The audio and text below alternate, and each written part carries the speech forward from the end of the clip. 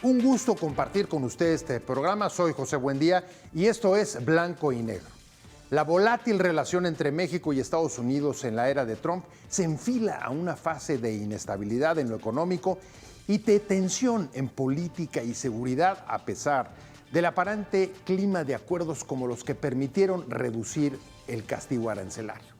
Los próximos meses serán determinantes para el futuro del gobierno de Sheinbaum, con la apertura anticipada de la renegociación del TEMEC en el segundo semestre de 2025 y la creciente intervención estadounidense contra los operadores de los mercados del crimen en el país y, por supuesto, las primeras declaraciones de narcoterrorismo a capos mexicanos del tráfico del fentanilo y el huachicol.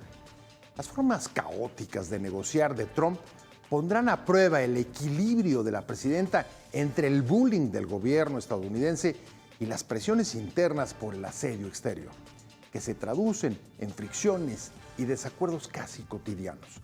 Como ha advertido la Secretaría de Hacienda, el país transitará por una etapa de inestabilidad cuando aún no se disipan los nubarrones de recesión. El presidente estadounidense insiste en su discurso de que el TEMEC ya no será necesario, y Sheinbaum asegura que defenderá su permanencia, mientras el secretario Ebrard confía en que, a querer o no, la realidad se impondrá con una mayor integración regional en Norteamérica respecto a otras zonas del mundo. ¿Cuál de estas tres visiones se impondrá en la negociación? ¿Quién lee mejor el futuro del TEMEC? ¿Estamos cerca de despejar dudas e incertidumbres que dominan la relación? Esto es Blanco y Negro y comenzamos.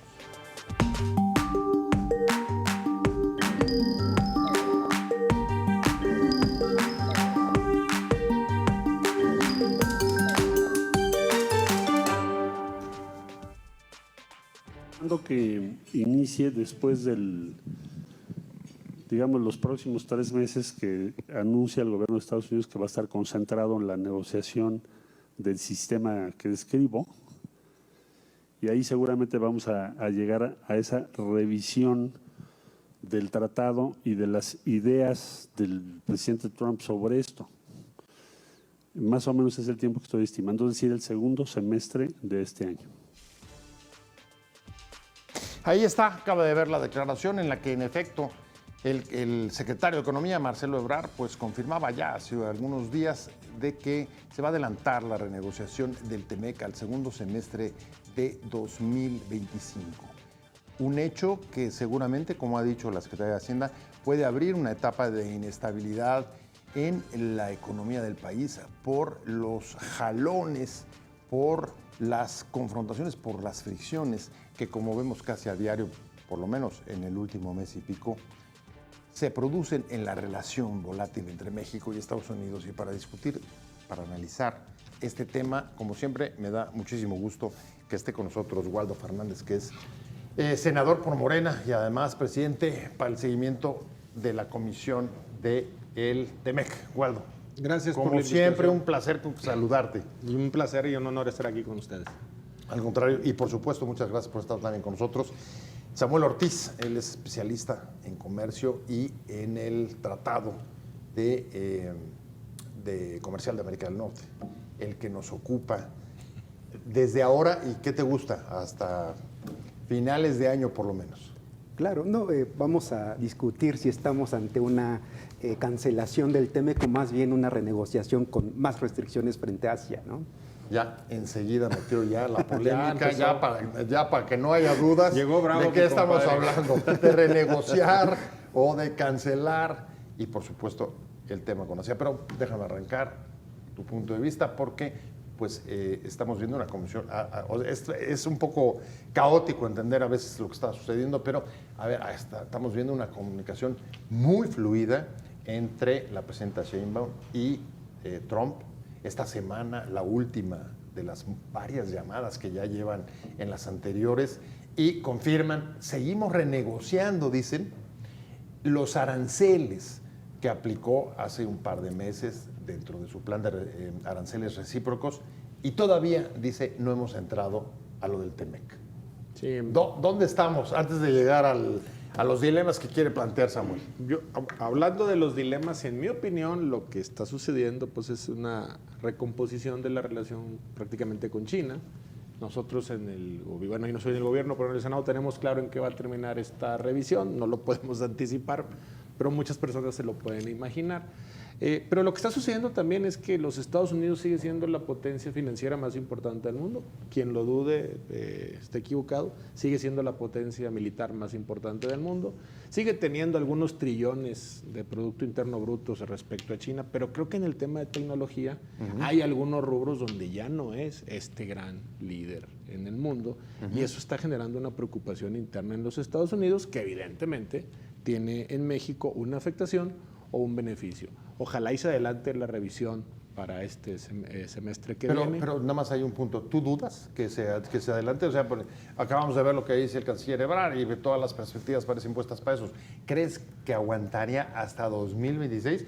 ¿O fue una declaración de Ebrard para presionar incluso para que se dé antes? Yo creo que es una declaración en este momento para presionar. Evidentemente el secretario de Economía lo está haciendo muy bien.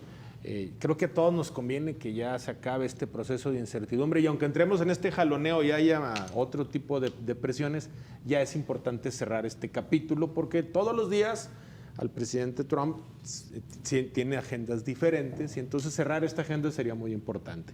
Pero habrá que esperar porque hasta el momento no he escuchado el posicionamiento oficial por parte de los Estados Unidos y de Canadá de adelantar la revisión. Creo que hacia allá vamos, el secretario movió ficha muy bien, pero hay que esperar un poco a ver cómo se van dando estos acontecimientos allá. O sea, dicho, digamos, en términos deportivos, emplazó. Ebrard emplazó a Estados Unidos para tratar de ver si el otro pica y se adelanta y comienza la negociación, porque en efecto, de las cosas, como dice Waldo, que más nos están afectando es la incertidumbre. ¿Cómo lo ves tú, Samuel? Claro. ¿Es solo picón o nos vamos al 26 o segundo semestre al 25? Yo creo que sí. Ya en la práctica estamos viviendo una renegociación adelantada. Es una lectura que podemos hacer incluso en materia de los aranceles, ¿verdad?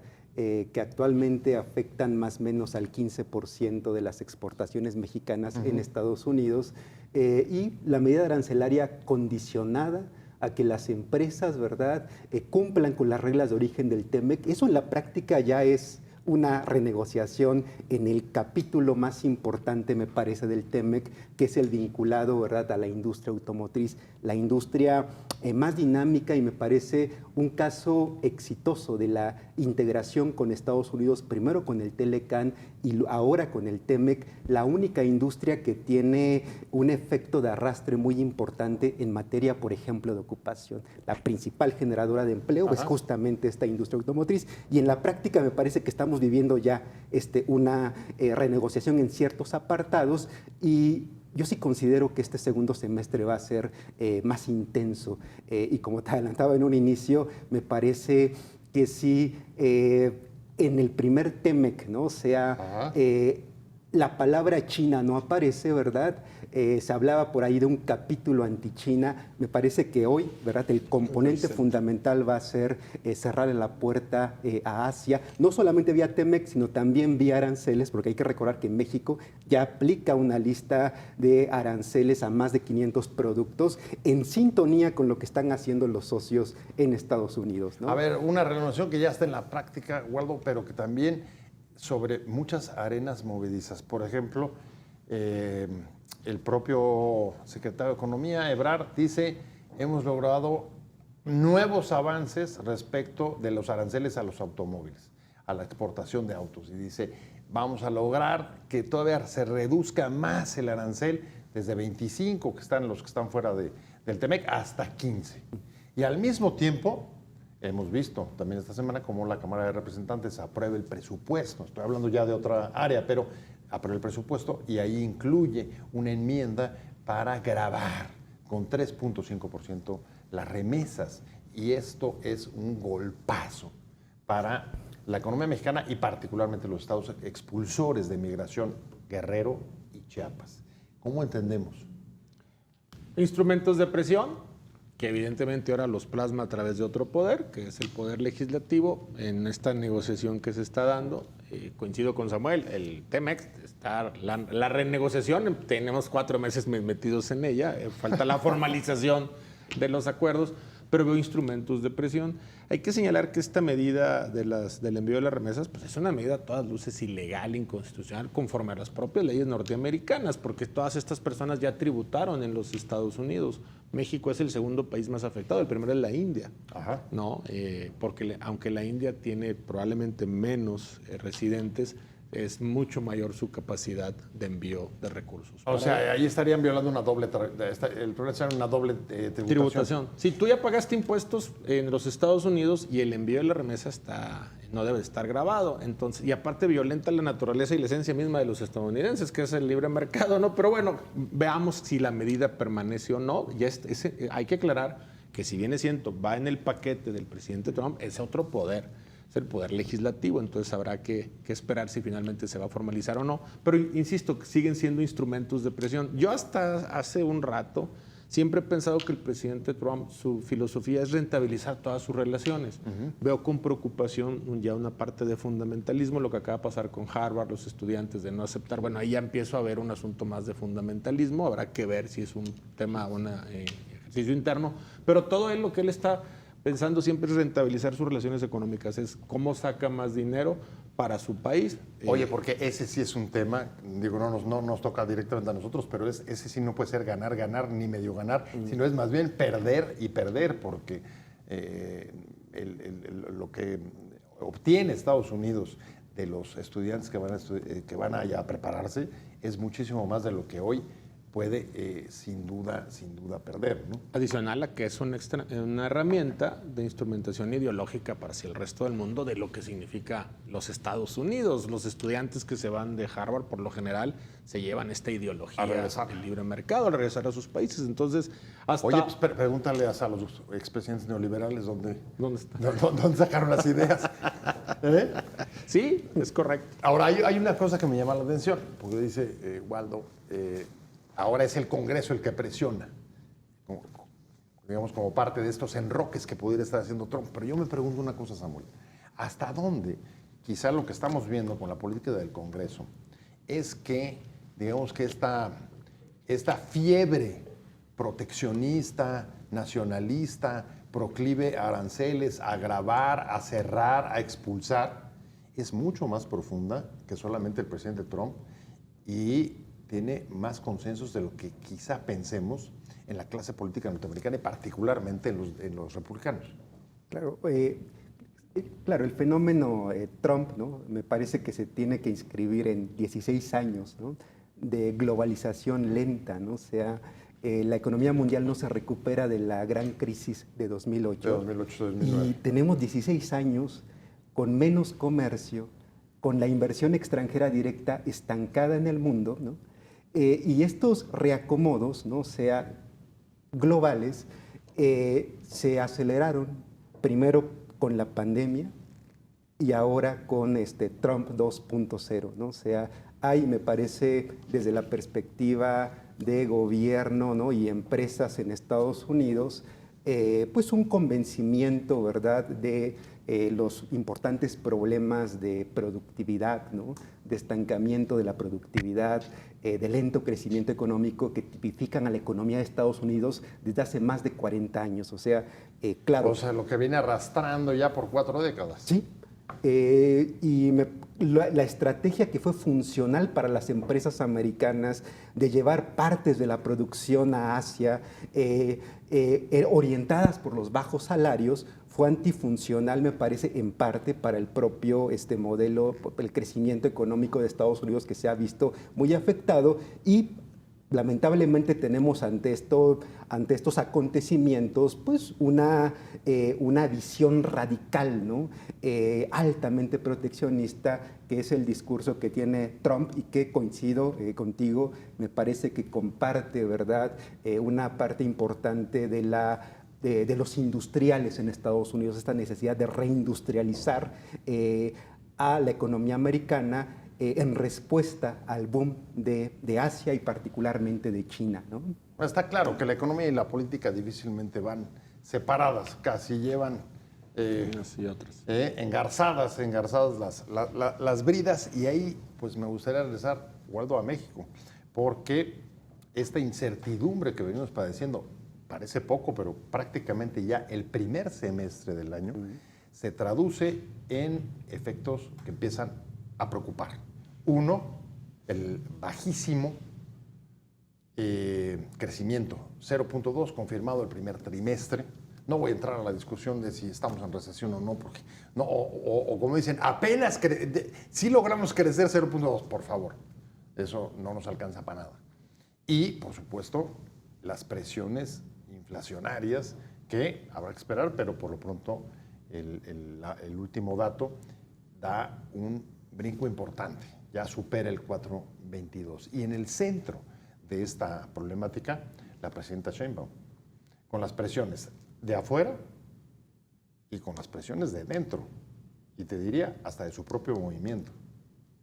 Sí, a ver, un fenómeno complejo el que se está presentando. Hay que decirlo, me regreso un poco al tema y voy por acá. Hay que decir algo también, en estos 40 años de globalización, el ejemplo más sencillo de decir que la globalización le ha hecho daño a Estados Unidos es el TEMEC. En el discurso es muy sencillo venderlo y explicarlo.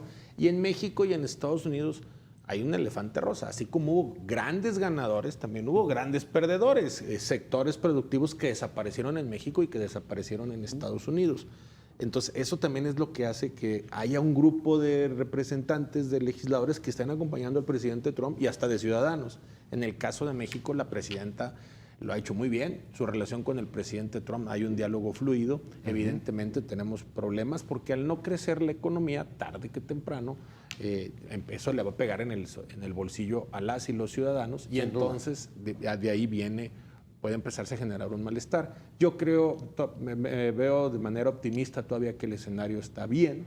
Me parece que el secretario de Hacienda, con estas advertencias que hace, está bien. El Banco de México está bien manejado. La economía en general está bien. El problema real es que tenemos un problema político que está originándose en los Estados Unidos y en el cual la presidenta podrá tener control de daños, pero no el control de esa agenda pública. El presidente Trump sale un día y hace un señalamiento diferente y entonces eso complica mucho el actuar del gobierno y no hay manera más que pues trabajar con lo que se tiene y creo que, en mi opinión la presidenta lo está haciendo muy bien enfrentando este vendaval de lo que significa este proceso de revisión, renegociación del TEMEC y por eso creo que sí lo mejor sería adelantar los tiempos para formalizar, porque coincido, ya estamos renegociando desde hace O sea, para ver, mucho tiempo. políticamente también a Sheinbaum le conviene porque le permite reducir el margen de incertidumbre. Claro, totalmente, y le conviene a la economía, pero políticamente sobre todo eso, porque si al llegar a un punto en que este convenio se revise y se firme, es un tema terminado y entonces el presidente Trump tendrá otras agendas. La agenda de seguridad va a ser permanente con México, eso no hay duda, pero tendrá otras agendas que ya no afecten propiamente la economía ni norteamericana, porque también los norteamericanos no están viviendo la panacea, su economía está empezando a resentirse. Hace unos días creo que ya las calificadoras le acaban de bajar la calificación de la deuda histórico, ¿no? Sí, ya no está en el cuadro de honor. Exactamente. Está dos escalones abajo. Entonces, también a ellos a la larga o en la corta, porque es una economía de volumen, a diferencia de la nuestra, ellos es un segmento de volumen, también ellos necesitan acomodar su economía, lo antes posible. Samuel, las presiones hacia Sheinbaum, por un lado, el bullying de Trump, también el trato preferencial que nos ha dado, y internamente el reconocimiento de que lo está haciendo bien en la relación, pero también críticas, como hemos visto, por ejemplo, en materia de seguridad. Ahí está, por ejemplo, las críticas que ha recibido al calor del tema de la salida de los familiares de narcotraficantes sin haber tenido ninguna información, el tema del huachicol, en fin. Claro. Difícil. Sí, mira. El equilibrio necesita ya claridad. Coincido en que la presidenta lo está haciendo muy bien, ¿no? O sea, en la caótica política comercial de Trump, ¿no? O sea, México, ¿verdad? Sale favorecido. El TEMEC sigue vigente, ¿no? 85% de las exportaciones siguen cubiertas y lo más interesante, ¿no? O sea, se revive la discusión sobre la relocalización, ¿no? El famoso nearshoring, que durante febrero, ¿verdad?, entró en pausa y la incertidumbre inherente a los aranceles frenó grandes proyectos de inversión por relocalización y hoy México nuevamente se coloca como un país muy atractivo en materia de inversión extranjera directa. Economía da cuenta de una bolsa de proyectos confirmados por más de 300,000 millones de dólares. Esperemos que se materialice, ¿no? O sea, y de paso, ¿verdad? Me parece que es un tema que debemos de poner sobre la mesa de cara a la renegociación, buscar que esas inversiones extranjeras directas sean de calidad, ¿no? O sea, porque la inversión puede crecer al 20%, pero la productividad del producto, como ha sido la historia en los últimos años, puede permanecer estancada. Esa es otra discusión. A diferencia de lo que sucedió, por ejemplo, con China. Tengo que hacer un corte rapidísimo, pero regresamos con esos temas. Regresamos a hablar sobre inversión, sobre si ha vuelto o se recupera la posibilidad del nearshoring y de las advertencias también de la propia Secretaría de Hacienda sobre la fase en la que puede entrar la economía mexicana en los próximos meses. En las próximas semanas habrá de iniciar el proceso de negociación de un nuevo tratado de libre comercio o de la renovación del que hoy existe. Ello exige grandes esfuerzos de los mexicanos para defender el interés nacional con el corazón y con la convicción de que podemos participar en un mundo abierto y con la convicción también de que la realidad económica también impone reglas aún a aquellos que quisieran apostar a otros esquemas de menos contribución y menos integración. La fortaleza de nuestras finanzas públicas, el peso específico de nuestra economía en el mundo y nuestras ventajas competitivas nos permitirán transitar este periodo de inestabilidad comercial hacia una ruta de crecimiento constante y esperemos creciente. Ahí tiene las advertencias de la Secretaría de Hacienda. Y dos cosas me parecen importantes de rescatar para traer a la mesa. Una es, fíjese cómo la propia autoridad no sabe si llamarlo renegociación o renovación del actual tratado. Eso le da idea del nivel de incertidumbre que hay. Y la segunda, que evidentemente en la apertura de un caso o de otro, cualquiera de los dos, pues lo que viene es una etapa de inestabilidad. Waldo. Sí, pues insisto, se trabaja. No hay más. No hay más, es lo que hay y con eso se trabaja, ¿no? Ajá. Pero bueno, también hay que decirlo, México en este nuevo escenario arancelario de los Estados Unidos ha sido de los países menos afectados o más beneficiados, si se puede hablar de la palabra beneficio. Creo que lo que viene ahora en adelante es mantener la calma, pies de plomo, es fundamental. En esta discusión, Canadá reaccionó de una manera, México reaccionó de otra, y creo que México se convirtió en el vecino confiable de esta disputa y Canadá, pues de alguna manera, en el vecino que también trató de agraviar a un presidente norteamericano, sin querer al presidente Trump, que utilizó este asunto para tratar de que no se reeligiera el primer ministro canadiense. Él renunció y finalmente volvió a ganar el movimiento liberal canadiense y en todo tuvo que ver, sin lugar a dudas, el ataque del presidente Trump. Entonces, hay que tener paciencia, calma, y en mi opinión es, la certidumbre la tenemos que generar en México porque por parte de Estados Unidos no va a haber condiciones. ¿Pero qué efectos? ¿Qué efectos los más graves ves de un periodo de inestabilidad en el segundo semestre del año? Evidentemente no va a haber ahorita grandes inversiones o va a ser muy poca la inversión que llegue al país, no hay certidumbre, tú no puedes venir a instalar una planta cuando no está determinado si va a haber aranceles, no va a haber aranceles, el tema en qué términos va a quedar, etcétera. Claro. Entonces ese es el primero. Lo segundo es, sí es muy importante, México ha mandado mensajes claros de que lo que le interesa, nadie en el gobierno, creo yo mismo, tenemos un futuro con China. El futuro es Estados Unidos. Estamos a minutos de la frontera en algunos lugares y tenemos que trabajar con ellos y entender que en esta nueva realidad, al final del día, lo que ellos están pidiendo, que es que lo que México tendrá que dar es ciertas medidas que sean homogéneas en la región respecto a China. ¿Cómo lo ves? Claro. ¿Inestabilidad hasta dónde?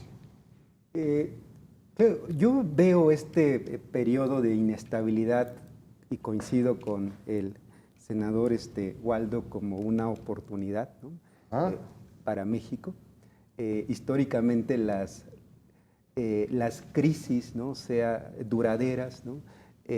Son una gran oportunidad para replantear los modelos de desarrollo, replantear nuestro relacionamiento con Estados Unidos, y mirar hacia adentro significa repensar, ¿no? La industrialización, ¿no?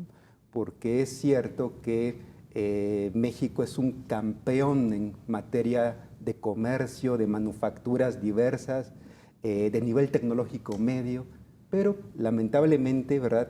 Es la gran deuda asociado a procesos de maquila, de baja captura de valor. Es muy importante entonces No seguimos, digamos, el modelo chino. No hubo transferencia de tecnología, ni de desarrollo de nuevas tecnologías, ni de industrialización como han vivido ellos. Claro, y fíjate ellos que lo interesante 30 es años. que China aprendió del modelo maquilador, ¿no? Y escaló y logró convertirse en un actor en materia de comercio de alto valor agregado con empresas globales campeonas mundiales. Y aquí estamos en una trampa, ¿no? De la maquila, y es un momento muy importante histórico para replantear, y me parece que es, mirando hacia adentro, esta estrategia de industrialización o Plan México es un documento que no se veía, ¿verdad?, en décadas, en términos de repensar a partir de una batería de instrumentos, desde una visión intersectorial, una nueva etapa de crecimiento en función del mercado interno. Tendríamos que meternos en los detalles, ver hasta dónde esas buenas intenciones se materializan en presupuesto, por ejemplo, en proyectos específicos, pero de entrada me parece una respuesta desde el interior para hacer frente a la inestabilidad provocada por el fenómeno Trump, ¿no?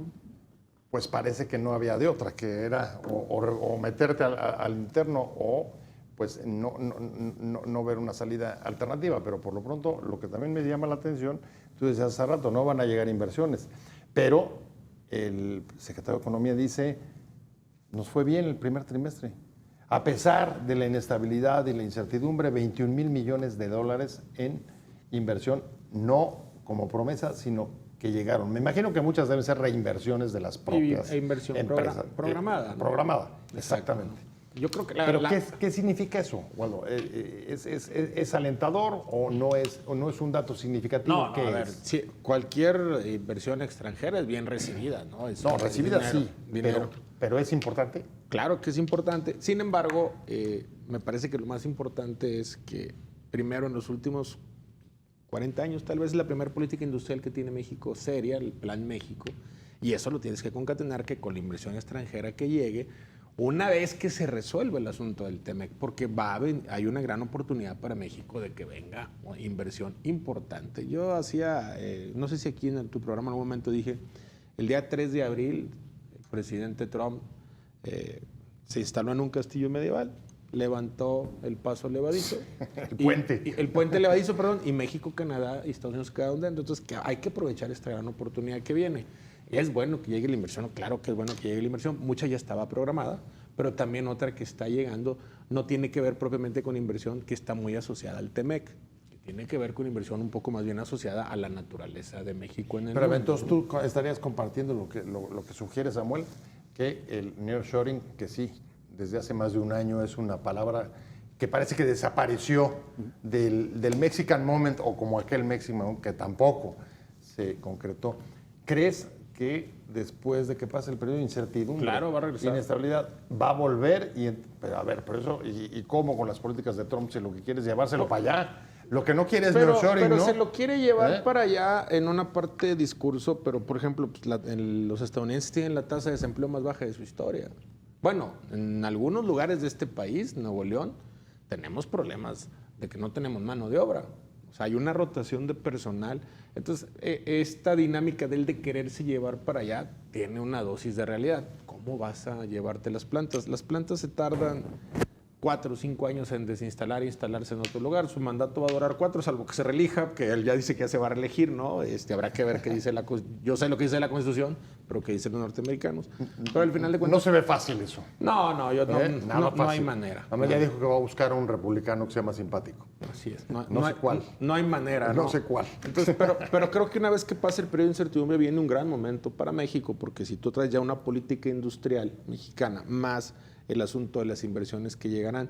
China tuvo un fenómeno importante de tecnificación, pero también China lo que sucedió es que a sus clases rurales las urbanizó y entonces hubo un boom inmobiliario que iba de la mano de ese crecimiento. México no está en ese boom inmobiliario, pero el Plan México puede ser, para efectos prácticos, ese modelo de crecimiento interno que tuvo China y obviamente aprovechar la tecnología, que se genere conocimiento y, como dices aquí, Samuel, que llegue inversión, que tenga alto conocimiento tecnológico en beneficio de la población. A ver, pero como estamos viendo en el propio Estados Unidos, la reindustrialización que ellos planean, su gran talón de Aquiles es el dinero. Claro. Están tratando de buscar dinero, pero hasta debajo de las piedras. Ahí está lo que están haciendo ahora con las remesas de los migrantes. Tratar de meter dinero en su caja para poder industrializar. Y nosotros, acá, a pesar del Plan México y de apostar por el mercado interno, Samuel, no veo de dónde vaya a venir el dinero, porque vamos a tener un crecimiento este año que las expectativas es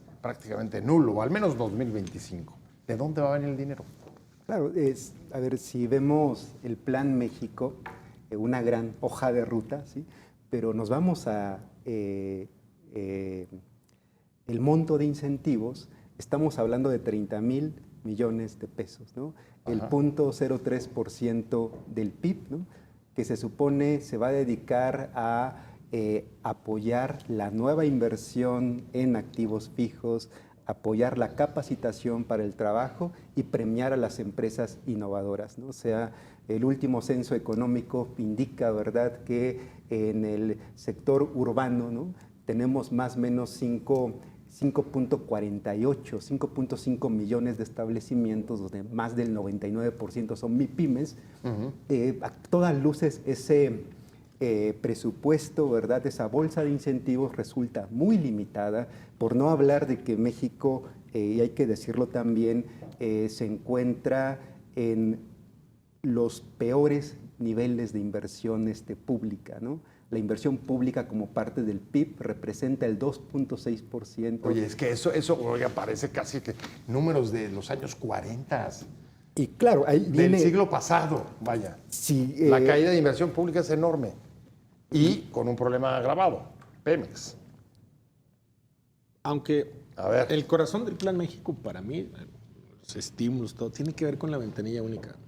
El problema de la inversión en este país está en que los 3 niveles de gobierno no te ayudan, te complican la existencia para instalar un negocio. A otros lugares del país, en un día tienes tu sociedad anónima y al otro día ya estás empezando a facturar. Ya estás operando y facturando. Entonces, los incentivos son importantes, la capacitación es importante, todo esto es importante, pero luego en el mundo de una política industrial se pierde un poco. Creo que el corazón es la ventanilla única, donde tú vas a poder resolver todos tus problemas en un solo lugar, para que eso no desincentive la inversión. Muchas personas que vienen a invertir al país, a lo primero que se enfrentan es a los trámites burocráticos, porque al final de cuentas es, ¿qué tanto le puede dar México?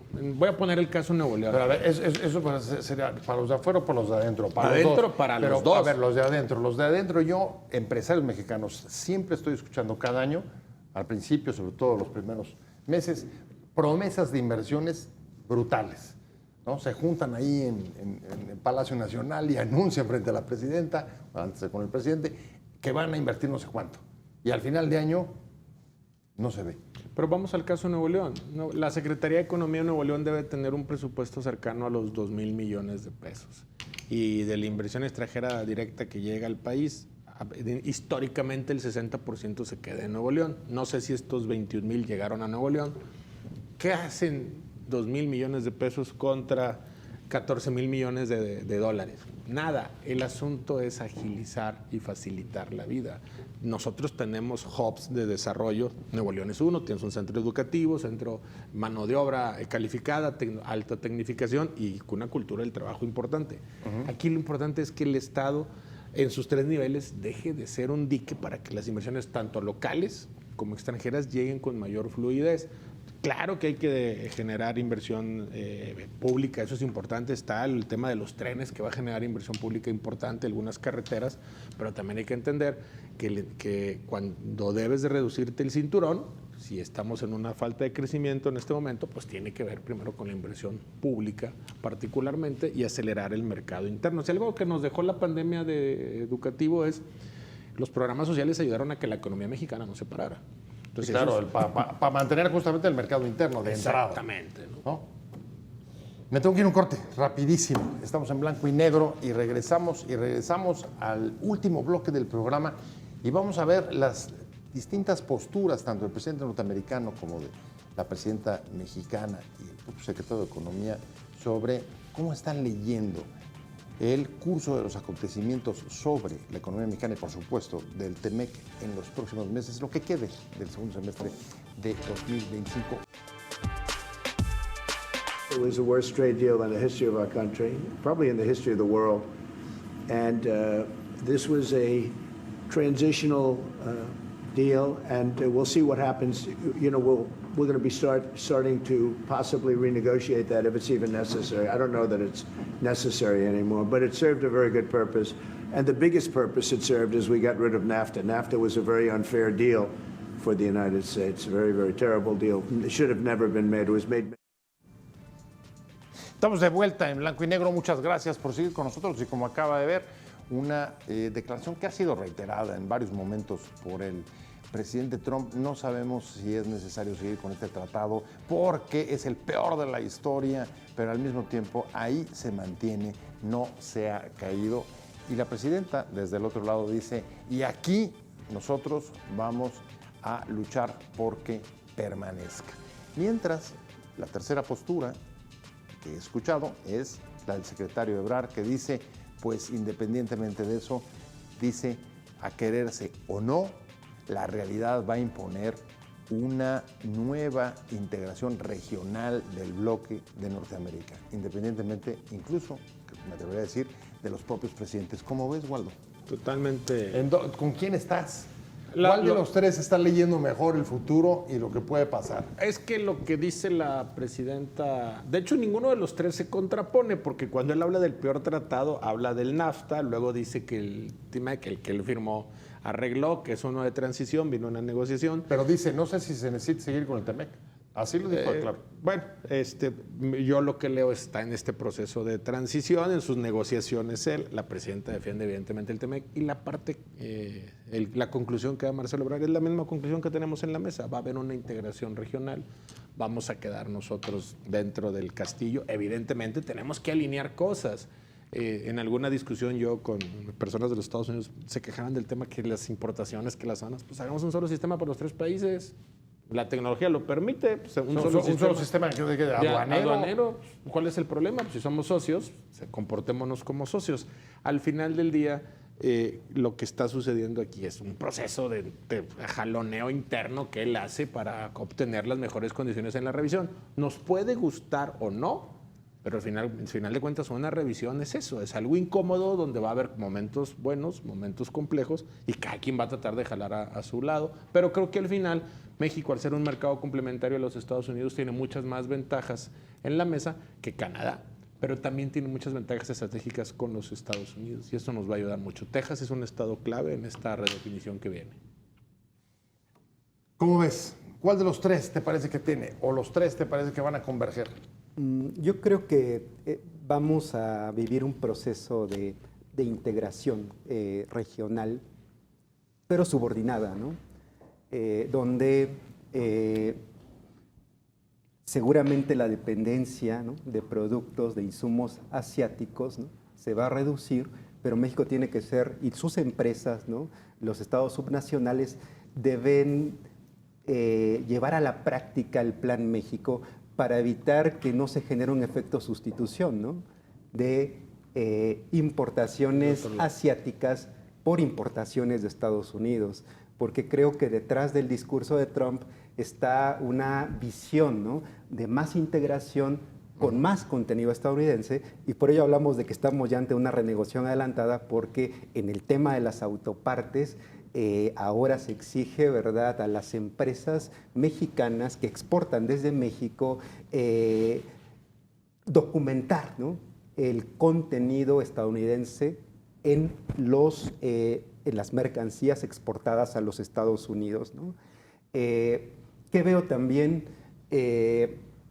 hay que aprender de Asia. En la década de los 80, el 80% del comercio de Vietnam se tenía con el bloque socialista, ¿no?, la URSS, ¿no? Con la caída del muro de Berlín, ¿no?, se abrió y Vietnam se convirtió en un actor muy importante en el comercio con Estados Unidos y con México. ¿Por qué digo esto? Porque también hay una visión, ¿no?, que señala que estamos atados por una variable geográfica con el comercio con Estados Unidos, pero la experiencia asiática dice que también podemos ser exitosos en otros continentes, y me parece que una tarea muy importante también que debemos de construir es una estrategia, ¿verdad?, de diversificación comercial más allá de los Estados Unidos, ¿no? A ver, pero esto es interesante porque déjame regresar al ejemplo que ponía Waldo, voy contigo, y es esta idea, ¿no?, esta metáfora del castillo. El 3 de abril nos metimos los 3 países dentro del castillo y cerraron el puente levadizo. ¿Qué implica eso?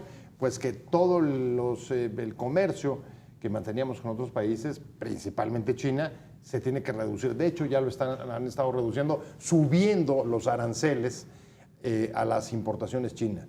Y luego Samuel dice, pero por otro lado, no olvidemos que podemos comerciar con muchos más. Pero es que es posible que a la hora de renovar o renegociar, o como se vaya a llamar el TEMEC, lo que tengamos es justamente cláusulas de origen que te digan, los que ya entraron a esta fiesta no pueden andar saliendo en las noches, por seguir con la metáfora, a comerciar en otras áreas del mundo. ¿Lo ves así?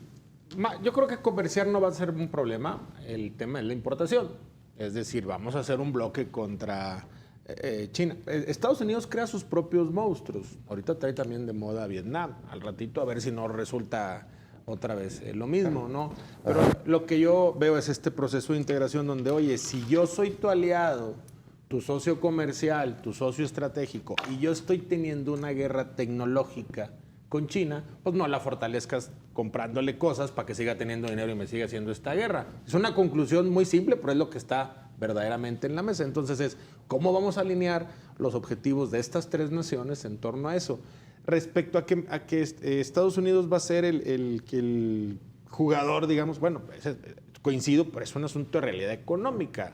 México, ¿por qué México ganó tanto con el TEMEC? O sea, la dependencia, inevitable. Es una realidad económica. Para ellos el TEMEC es el 3% de su PIB, para nosotros el 35%. Pero México ha sido muy hábil. Sus empresarios se han sabido acomodar muy bien. Los canadienses se fueron rezagando porque ellos se pusieron a defender sus industrias estratégicas. Ellos hicieron, por decirlo así, este proteccionismo interno dentro del TEMEC, protegiendo sus industrias, y México aprendió a generar otras industrias. Evidentemente, también hay que decirlo, los grandes jugadores de la industria automotriz en México son empresas norteamericanas que al final de cuentas terminan pagando sus impuestos allá. Entonces, creo que para México ese es el tema, el escenario ideal. Vamos a terminar en una integración regional donde tenemos que ponernos de acuerdo en comportarnos los 3 de manera como socios, y a lo mejor en ese habrá un costo de cerrarle la frontera a ciertos productos chinos, que creo que al final de cuentas también a la industria nacional le ha afectado mucho la industria china. Se acabó la industria textil, la zapatera, por mencionar alguna. No solamente nuevas reglas, sino reconstruir la confianza, Samuel. ¿O eso no es necesario? Claro, o sea, es un tema, me parece también importante, ¿no? O sea, claro, la realidad, ¿no?, en los próximos años con Trump es la incertidumbre, ¿no? La inestabilidad, ¿no? Y la parte negociadora mexicana debe ser muy inteligente, ¿no?, para salir bien, ¿no?, y para evitar que esto que les comento, ¿no?, sea esta integración con Estados Unidos no nos lleve, ¿verdad?, a una situación, ¿verdad?, de dependencia y y de reiteración de la inserción basada en maquila que tiene México. Esa me parece que es el gran reto que tiene la economía mexicana hoy, ¿no? A ver, pero ustedes ven transferencia tecnológica los próximos años hacia México. ¿Ven, por ejemplo, ciudades y zonas de manufactura en México? Sí ha habido por ahí tendría que ser, ¿no? Sí ha habido transferencia tecnológica al país. El tema es que se limitó. China lo obtuvo y la mejoró. Esa es una realidad, ¿no? Entonces, por eso coincido con que esta política industrial tiene que ser mucho más agresiva para que nosotros aprovechemos este fenómeno y no, como lo dice muy bien Samuel, pues terminemos cambiando a China por Vietnam y estemos trayendo productos de Vietnam. No, tenemos que generar nuestros propios productos para sustituir el déficit que vamos a tener de algunos insumos, en este caso de China, si es el caso de que le vamos a cerrar la frontera. Este comentario es bien interesante, ¿no? O sea, la transferencia de conocimiento y tecnología, creo que de cara a la renegociación debe de ser un tema que debe llevar México, ¿no?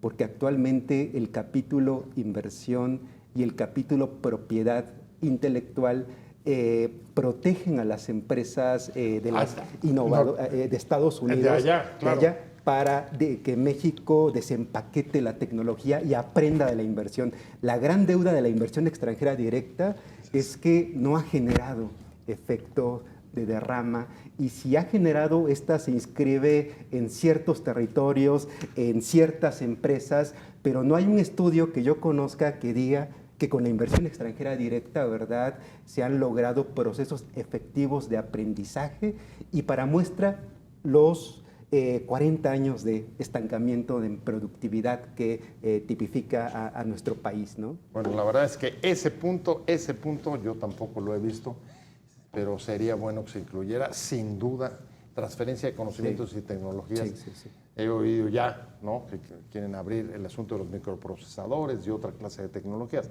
pero en particular ese que a nosotros nos permitiría desarrollar tecnología, ese todavía no lo veo. Ojalá que nos pongamos abusados con ese punto los negociadores mexicanos allá. A mí se me acabó el tiempo. Muchas gracias, Waldo. Gracias. Waldo Fernández, senador de Morena y además presidente de la Comisión de Seguimiento del TEMEC. Y Samuel, muchísimas gracias por haber estado con nosotros. Un placer. Samuel Ortiz, muchas gracias, profesor. Un gusto. Investigador especialista en TEMEC de la Facultad de Economía de la UNAM. Gracias a los dos, pero sobre todo muchas gracias a usted por haber estado como todos los martes y jueves acá, 10:30 de la noche.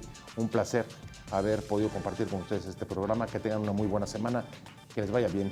Adiós.